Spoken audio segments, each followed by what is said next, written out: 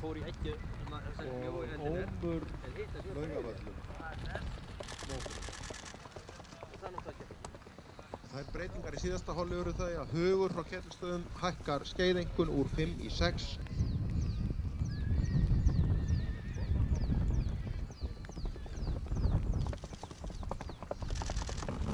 Allir á mjög greið upptöld.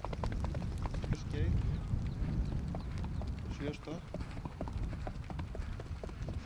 Og Ómur Laugavöllum.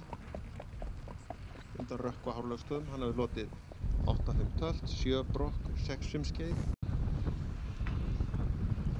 Ómur Laugavöllum. Undan Rökkva frá Hárlaugstöðum. 7-9-3 í þetta.